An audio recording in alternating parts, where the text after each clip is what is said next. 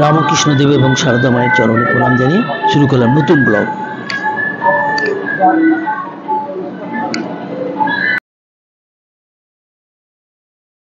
ঠাকুর শ্রী রামকৃষ্ণ পরমহংসদেবের এই 189তম জন্মোৎসবে আজকে 17ই মার্চ 2024 মেলা প্রাঙ্গণে আয়োজন করা হয়েছে বিশেষ মেলা এবং সারাদিন অনুষ্ঠান রয়েছে বিভিন্ন মঠ প্রাঙ্গণে এবং অফিস প্রাঙ্গণে। তো আমরা আজকে আবার এসেছি, এর আগে 12ই মার্চ জন্মতিথি উৎসব অনুষ্ঠানে এসেছিলাম। আজ 17ই মার্চ নতুন একটা ব্লগ নিয়ে চলে এলাম, দেখতে থাকুন টিকেসি টেক্স।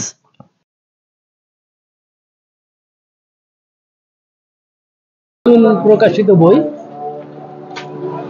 এর মধ্যে রামকৃষ্ণ মিশন 125 এই বইটা নেওয়ার ইচ্ছা আছে।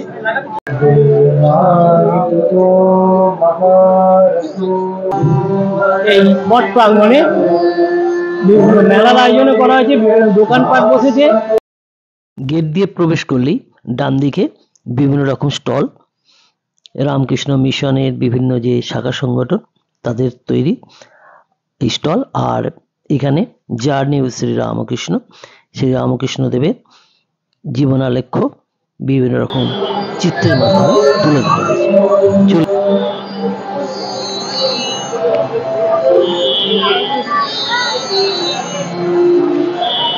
মথুরের সঙ্গে দেওঘর যাত্রাকালে শ্রীরামকৃষ্ণ দেখলেন অনেক মানুষ দুর্ভিক্ষে পীড়িত হয়ে রয়েছে। তখন শ্রীরামকৃষ্ণ মথুরবাবুকে বললেন, তুমি তো মার দেওয়ান, এদের এক মাথা করে তেল ও একখানা কাপড় দাও আর পেট ভরে একদিন খাইয়ে দিও।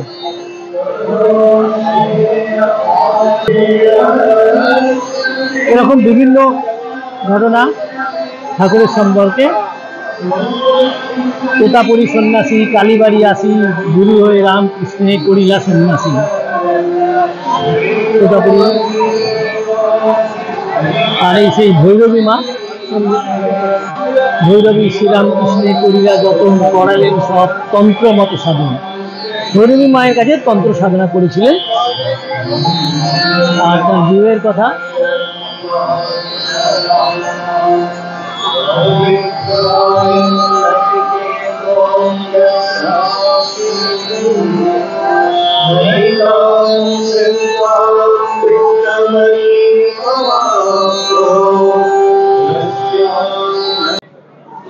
চলে এলাম মঠ প্রাঙ্গণে।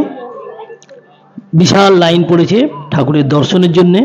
আসুন এই মানুষের এই মহাস্রোতে, এই জনগণের এই ভক্তি ধারার মধ্যে দিয়ে যেতে যেতে ঠাকুরকে স্মরণ করি। আর যাদের সৌভাগ্য হয়নি সেদিন এই বেলুড় মঠে উপস্থিত হওয়ার, তারা আমার এই ব্লগের মাধ্যমে দেখুন সেদিন কি আনন্দ অনুষ্ঠান হয়েছিল, কি তার সমারোহ, কি মানুষের ঢল, উপভোগ করুন। যারা এই ব্লগ দেখছেন তাদেরকে স্মরণ করিয়ে দিই যে এর আগে আমি 12ই মার্চ শ্রী শ্রী ঠাকুরের জন্মতিথি উৎসব উপলক্ষে যে অনুষ্ঠান বেলুড় মঠে হয়েছিল, সারাদিনের অনুষ্ঠান, সেটার একটা আলাদা ব্লগ ছেড়েছিলাম। যারা দেখেননি দেখে নেবেন, আর ডেসক্রিপশন বক্সে অবশ্যই তার লিঙ্ক আছে। আর 5ই জানুয়ারি শ্রী শ্রী সারদা মায়ের জন্মতিথি অনুষ্ঠানেরও ব্লগ আমি ছেড়েছিলাম, তারও লিঙ্ক আমি ডেসক্রিপশন বক্সে দিয়ে দিচ্ছি, একটু দেখে নেবেন যারা দেখেননি।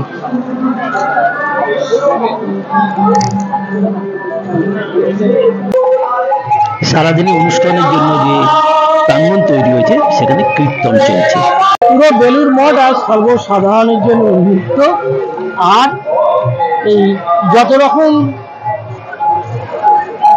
পসরা নিয়ে সাজিয়ে আছেন যারা ব্যবসা করতে চান, ব্যবসায়ী, ক্ষুদ্র ব্যবসায়ী, তারাও কিন্তু এসে হাজির হয়েছে।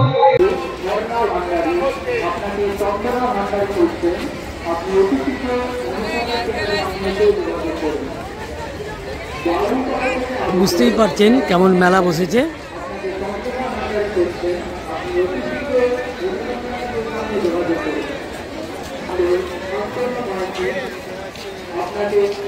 মানে এটা একটা সাইড। এই মেলাটা বসেছে বিবেকানন্দ মন্দিরের সামনে।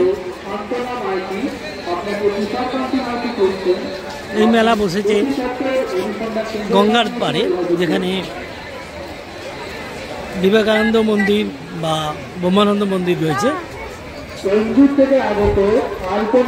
চারিদিকে রঙিন বেগিন, চারিদিকে রং বেরঙের মেলা। আলপনা হালদার আপনাকে স্বপন হালদার করছেন, আপনি অতি শীঘ্রই অনুসন্ধান কেন্দ্রের সামনে এসে যোগাযোগ করবেন। বন্ধুর থেকে আগত স্বপন হালদার এদিকে শরবত বিতরণ হচ্ছে, শরবত খাওয়ার লাইন। বন্ধুর থেকে আগত আলপনা হালদার আপনাকে স্বপন হালদার এদিকে আপনি অতি শীঘ্রই অনুসন্ধান কেন্দ্রের সামনে এসে যোগাযোগ করুন। গঙ্গার ধারে এপারটা, গঙ্গার একেবারে পাশে দেখুন কত দোকান, 10,000 দোকান। থেকে আগত ঝর্ণা ভান্ডারী আপনাকে চন্দনা ভান্ডারী ব্রহ্মানন্দ মন্দির, আপনি অতি শীঘ্রই মায়ের মন্দির। অনুসন্ধান কেন্দ্রের সামনে এসে যোগাযোগ করুন।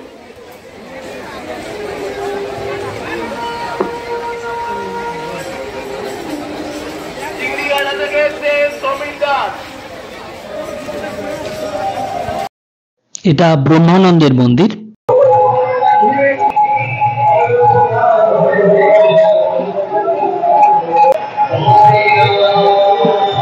এখানে এই মন্দিরের প্রতিষ্ঠা বা এই মন্দির স্থাপনে 100 বছর পূর্তি অনুষ্ঠান হয়ে গেল 13 এবং 14 তারিখে। মায়ের মন্দিরে যাওয়ার লাইনে দাঁড়িয়ে আছি। মা, এটা হচ্ছে মা সারদার মন্দির।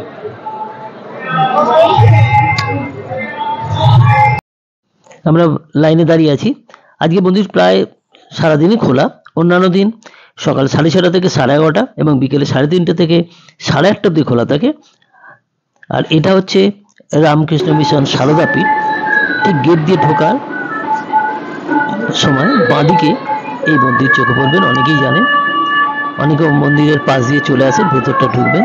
এখানে সারদা মায়ের মূর্তিকে খুব সুন্দরভাবে সাজানো হয়েছে, প্রত্যেক দিনই সাজানো হয়।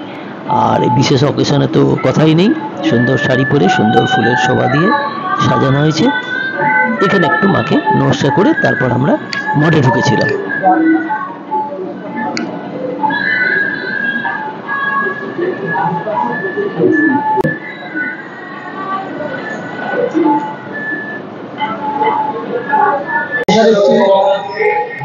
অস্থায়ী মণ্ডপে কীর্তন অনুষ্ঠান হচ্ছে। এই লাইনে, বিশাল লাইনে দাঁড়িয়ে আছি। লোকের উপারাধ্য এই হচ্ছে মা সারদার মন্দির, মায়ের ঘাট। এই মায়ের ঘাটে আমরা একটু যাই। বহু লোক ঘাটে স্নান করছে।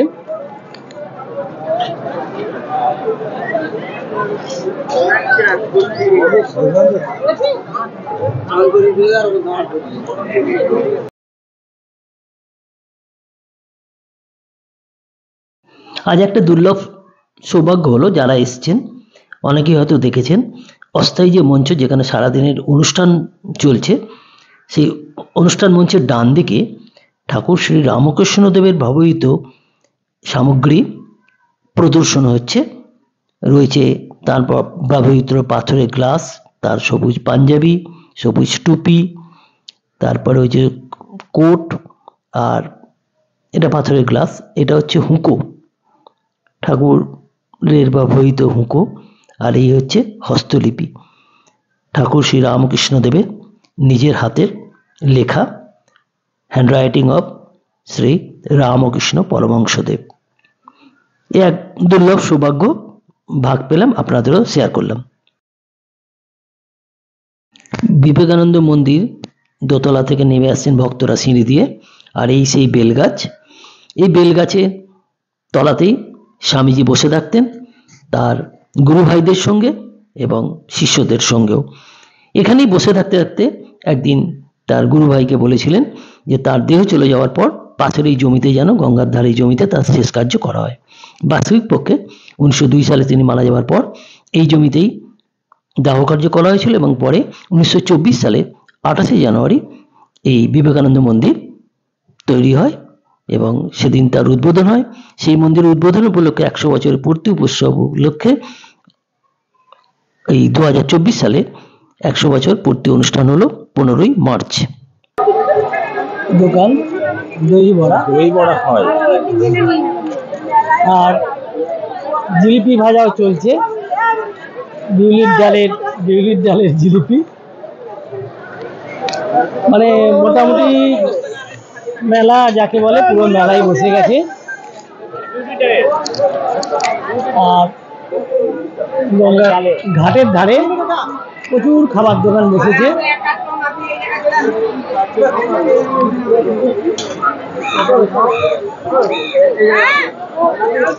বিবেকানন্দ মন্দির রোদ আস্তে আস্তে উঠছে। মোটামুটি সবাইকে আজ অ্যালাউ করে দেওয়া হয়েছে, যত ভেন্ডার আছেন তাদের মালপত্র নিয়ে চাট মশলা।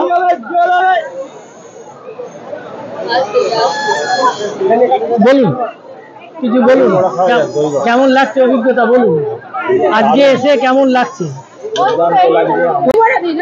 দই বড়া দাও না। আচ্ছা, এরা দই বড়া নিচ্ছে, প্রত্যেক বছরই আলাদা আলাদা আইটেম নিয়ে আসে, এই মঠে চলে আসে। জন্ম মহোৎসবের যে মেলা হয় আয়োজন, সেই মেলাতে দই বড়া তৈরি হচ্ছে। ফুচকাও খাচ্ছেন, দই বড়া, এই ফুচকা না থাকলে তো মেলা জমে না।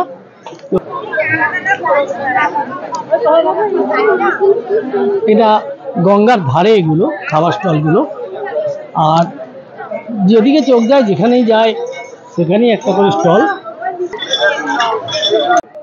এখানে বেগুনি ভাজা হচ্ছে আর তার সঙ্গে চা, কফি, মকটেল কি নেই, সব রকম আছে। কফিও একটু নেওয়া গেল, একটু কফির কাপে চুমুক দিলাম।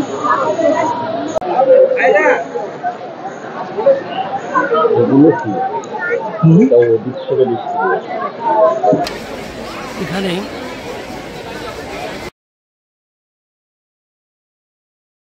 এখানে ভক্তদের উদ্দেশ্যে লেবু চিনির শরবত বিনামূল্যে বিতরণ করা হচ্ছে। সেই শরবত খাওয়ারও লাইন প্রচুর।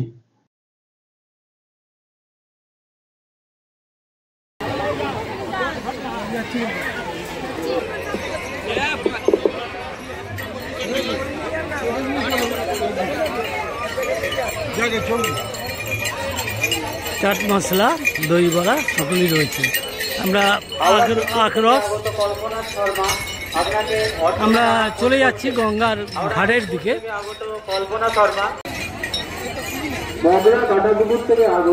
বেলের শরবত আছে। মগরা কাটাপুকুর থেকে আগত দীপা সরকার আপনাকে তনুজা বাজার শরবত খাওয়ার লাইন। বোঝাই যাচ্ছে যে বহু দূর দূর থেকে এসছেন এত ব্যাগ নিয়ে, এবং এখানে ঘাটে স্নানটাও করে নিচ্ছেন। স্নান হলো, এরা দেখুন বান্দোয়ান থেকে এসছেন, সুদূর বান্দোয়ান থেকে মোটামুটি ব্যাগ ট্যাগ গুছিয়ে ওনারা চলে এসছেন। আপনার নামটা বলুন। আমার নাম নীলকুমার মাহাতো। নীলকুমার মাহাতো এসছেন। মোটা আজকে কখন পৌঁছেছেন? সকাল 6টায় পৌঁছেছেন। মানে যেগুলো চাকার ওপর দেওয়া যে স্টলগুলো, তা গাড়ি মোটামুটি ট্রলির ওপর, সেগুলো এই ধারে গঙ্গার ধারে রাখা হয়েছে। সেগুলো সবাই এই গঙ্গার ধারে আসছেন। প্রচুর আইসক্রিমের স্টল।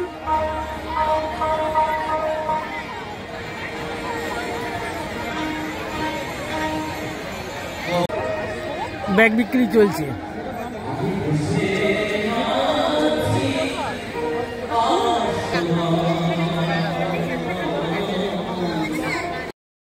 ঠাকুরের মন্দির আজকে ভক্তদের জন্য অবারিত। সেই 10টা থেকে 11টা 15 পর্যন্ত বন্ধ ছিল, তারপর থেকে খোলাই আছে। তো ভক্তরা লাইন দিয়ে ঠাকুরের দর্শন নিচ্ছেন। একরকম বলতেই পারি জনস্রোত। সেই জনস্রোতে আমিও একজন সামিল হতে পেরেছি। আজ প্রসাদের লাইন বিশাল বড়, তো তাড়াতাড়ি একটু লাইন দিয়ে ফেললাম। এখন প্রায় 12টা বাজে।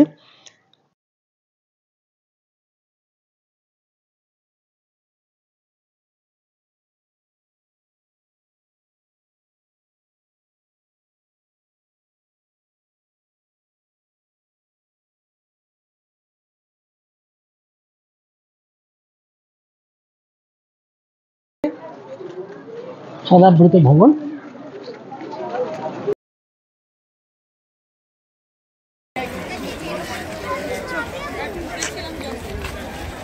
জন্য লাইন, দূরে টয়লেট, প্রসাধনী, এই যে হাতি, আর এই হচ্ছে মা সরদা সদাব্রত ভবন।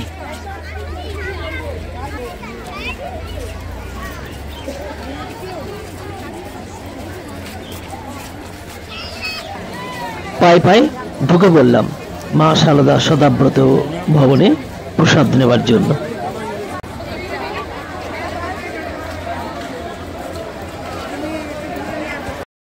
আজ হাতে হাতে প্রসাদ, তা হাতে হাতে প্রসাদ গ্রহণ করে বসে পড়লাম একটা, এই অসংখ্য লোকের মধ্যে কোনো ক্রমে একটা জায়গা খুঁজে নিয়ে বসে পড়লাম প্রসাদ গ্রহণে। আজকে প্রসাদে ছিল খিচুড়ি, চাটনি এবং একটা লাড্ডু।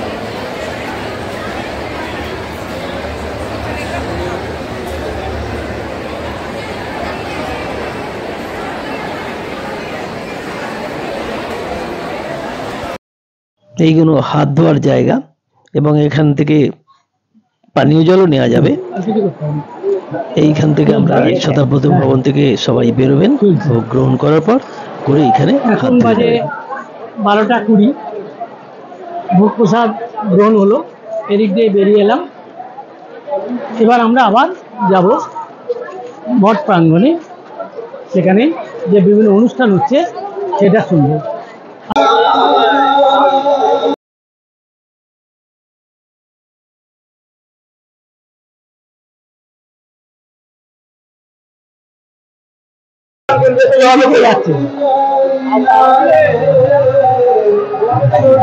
আর আমরা প্রসাদ গ্রহণ করে আবার মঠে ঢুকলাম, যে রাস্তা দিয়ে সকালে ঢুকেছিলাম আবার এখান দিয়ে মঠে যেতে যাচ্ছি।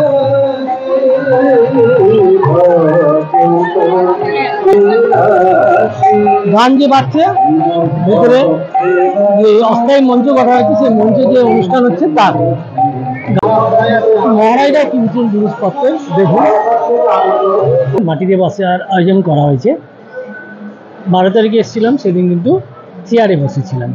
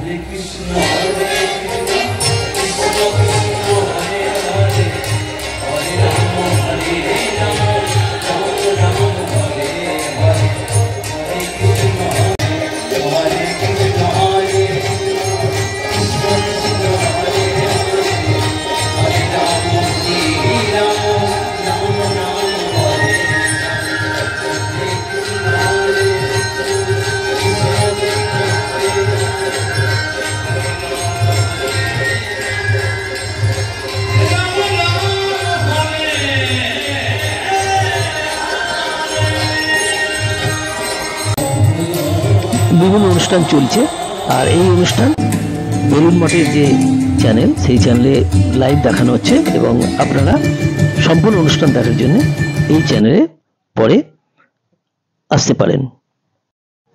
এরকম আলো ব্লগের জন্য আপনারা অবশ্যই সাবস্ক্রাইব করুন টিকেসি ডেস্ক। দেখতে থাকুন, ধন্যবাদ।